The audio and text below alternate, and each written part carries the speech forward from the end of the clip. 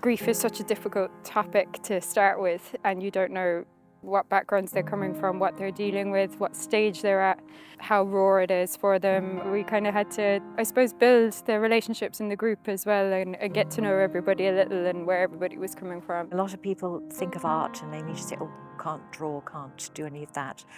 So we've thought of ways around that. So producing the mandala with leaves and flowers, those kinds of things which people can just float into, and they don't realize they're working away, but they have a chance for their brains to sort of detach, and then they talk. It is a vehicle more than a project in itself. So the art is a vehicle by which you get people to talk and open up. First day I was thinking, oh my God, I'm in the wrong place. Because I thought, I can't do art. I never did art. But once I got into it, and the girls were lovely, Nancy and Tara, made us feel at home, a sacred space that people can share. Because of my background in photography, I thought using photos would be like a really good talking point. So we gathered kind of photos from newspapers of just completely random things, laid them out on the table, and each week the participants come in and they pick a photo that resonates with them. It usually triggers a memory, is usually what happens, and it's a memory of a loved one, even if it's kind of subconscious. Normally then that opens a discussion. You don't have to open your mouth, you don't have to tell anything, you can only be here listening. I love it. I really love to learn to understand how other people deal with it. And it's not about having these beautiful art pieces, and if you do, that's fantastic, but that's not the goal.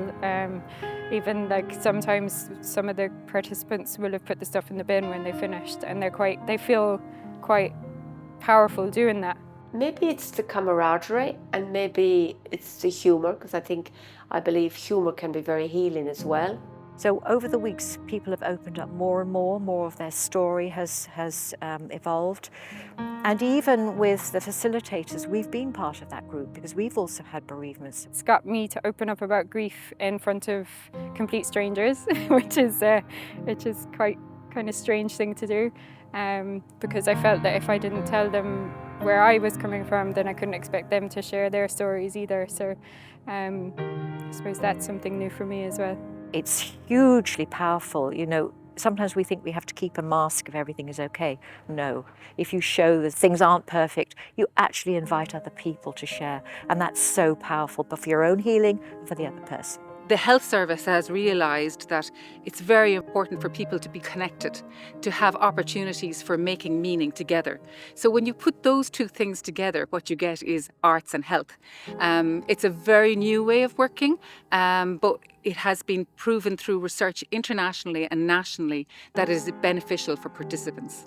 The Compassionate Culture Network is running very successfully in other parts of Ireland, but this was the first time it was going to be run in Kerry. It really has been like a kind of transformative project, if that makes sense. The first week, there was one lady that turned up, so to go from that to the group not wanting it to end is fantastic, definitely.